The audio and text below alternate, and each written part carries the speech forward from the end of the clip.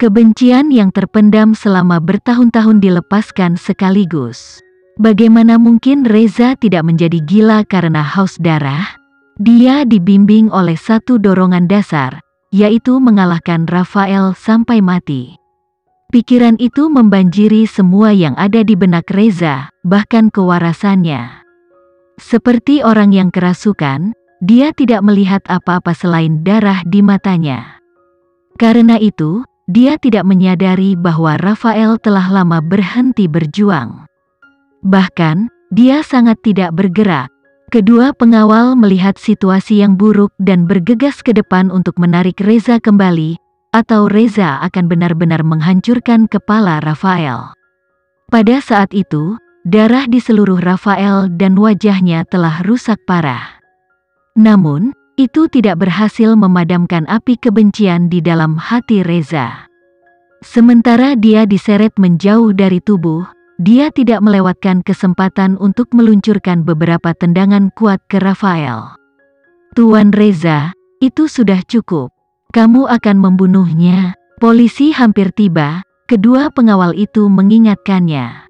"Aku tidak peduli, aku tidak takut dengan hukuman penjara, aku hanya ingin membunuhnya. Aku ingin membunuhnya." Reza berjuang keluar dari cengkeraman pengawal dan menyerang tubuh Rafael. Namun, setelah mengambil beberapa langkah, dia pingsan. Dia kehilangan terlalu banyak darah. "Kak, sesuatu yang buruk terjadi pada Kak Reza." Gavin dan Kinan sedang menunggu Reza di kafe di seberang kantor polisi. Mereka sedang menunggu Reza untuk membawa Rafael. Kinan mengerutkan kening. "Apa yang terjadi?" Gavin dengan cepat menyampaikan kepada Kinan semua yang dikatakan pengawal itu padanya. Sekarang, dia dan Rafael sedang dikirim ke rumah sakit. Diagnosanya tidak positif untuk mereka berdua. Apakah Kak Reza kehilangan akal sehatnya? Konfrontasi fisik tidak menguntungkan kedua belah pihak, Gavin bingung. Kinan berkata dengan suara rendah, dia dibutakan oleh kebencian. "Berkemaslah. Kita akan pergi ke rumah sakit sekarang." "Oke." Mereka meninggalkan kafe dengan tergesa-gesa. Saat mereka menyeberang jalan untuk mencapai tempat parkir di seberang, sebuah mobil berbelok di tikungan dan langsung menuju ke arah mereka. Sekali gigit, dua kali malu. Kinan telah mengalami beberapa kecelakaan mobil, jadi dia sangat berhati-hati setiap kali dia menyeberang jalan. Karena itu, dia melihat bahaya segera datang. "Hati-hati!" teriak Kinan sambil berlari untuk mendorong Gavin keluar dari jalan. Mobil yang melaju kencang menabrak langsung ke Kinan. Dia terbang cukup jauh sebelum mendarat dengan bunyi gedebuk. "Kak!" Gavin yang jatuh ke tanah berteriak saat dia berbalik untuk menyaksikan pemandangan mengerikan yang terbentang di hadapannya. Namun, mobil tidak berhenti di situ. Itu membuat putaran yang drastis dan melesat menuju tubuh Kinan yang terluka. Beberapa menit sebelum mobil mencapai Kinan, Maybach melesat keluar dari lalu lintas dan menabraknya. Bang! Suara benturan itu membuat gempa bumi dan mobil yang terlempar terguling di udara dan mendarat sebagai tumpukan besi tua. Maybach juga tidak lolos dari kecelakaan tanpa cedera. Kedua mobil menerima kerusakan yang cukup besar dari tabrakan tersebut. Asap putih mengepul dari mesin mereka. Ini terjadi tepat di luar kantor polisi sehingga banyak petugas penegak hukum memadati kantor polisi setelah mendengar keributan itu. Kinan meringis karena berusaha untuk duduk. Dia melihat dua petugas menarik seorang pria besar keluar dari Maybach yang rusak. Mata Kinan melebar karena terkejut. Itu Vano. Sebelum dia bisa membentuk pemikiran yang koheren, tirai gelap ketidaksadaran jatuh. Vano menderita luka ringan. Yang paling serius adalah lecet di bahunya yang berdarah. Kinan memiliki luka di sekujur tubuhnya dan dia tidak sadarkan diri. Keduanya dilarikan ke rumah sakit tempat Lucky kebetulan sedang bertugas. Dia mendengar berita itu dan berlari ke bangsal untuk mengunjungi mereka. "Apa yang terjadi?" "Aku mendengar ada kecelakaan mobil." "Yang kamu dengar benar," jawab Vano ringan. Matanya tertuju pada Kinan yang berbaring di tempat tidur di sebelahnya. Bantu lihat dia. Dokter Lucky, situasi wanita itu lebih optimis daripada yang terlihat. Dia hanya pingsan. Dokter yang memeriksa Kinan mengangkat kepalanya untuk melapor. Lucky mengangguk. Dia pindah untuk membalut Vano.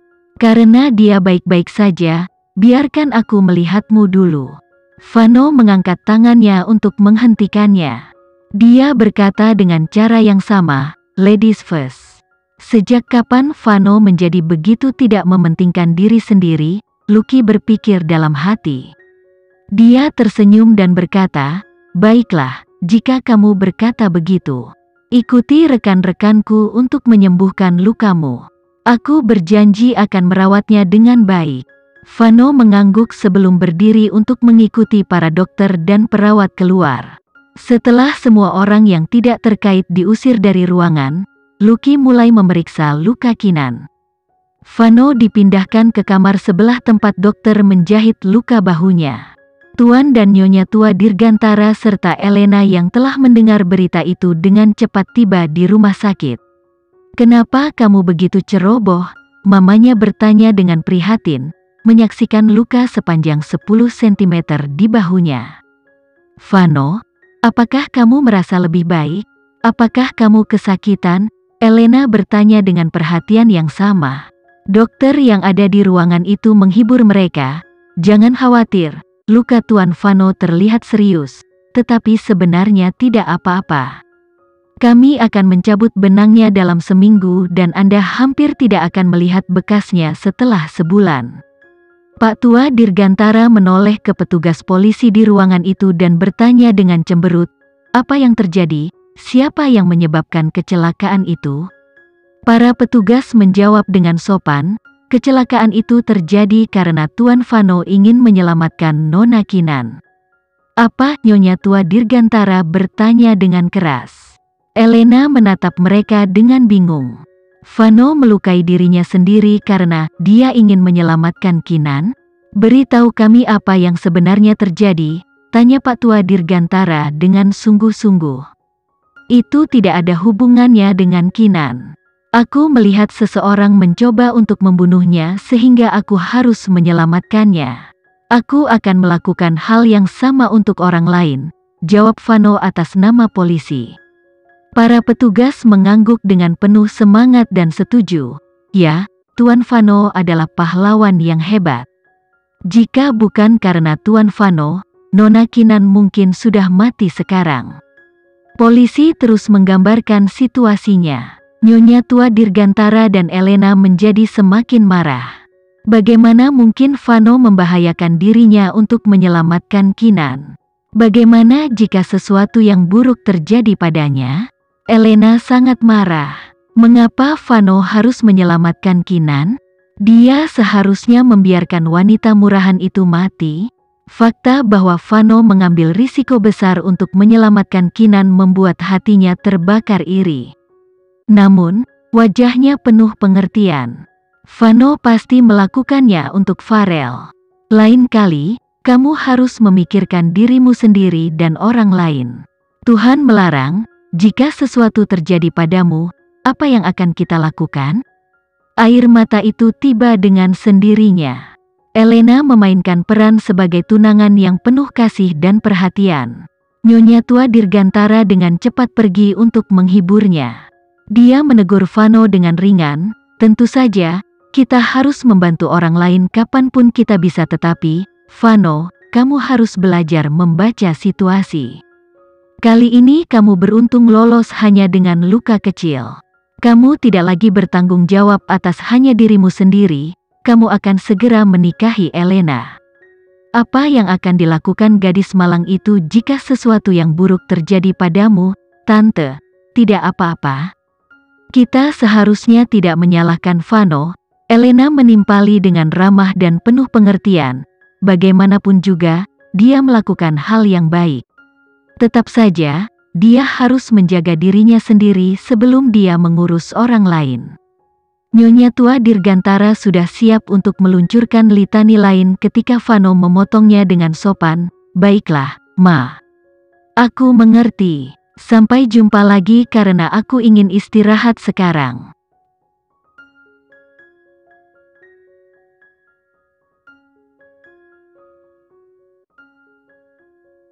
Sekian dulu ya video kali ini, kita lanjutkan lagi videonya di lain waktu. Oh iya, bagaimana menurut kalian? Semoga bisa sedikit menghibur kalian semua.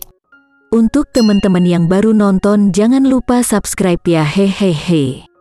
Dan kalau teman-teman ada yang ingin gabung langganan, bisa langsung gabung saja untuk dapat fitur yang menarik dan sedikit membantu Mimin. Terima kasih banyak sudah menonton, sampai jumpa lagi, bye bye bye.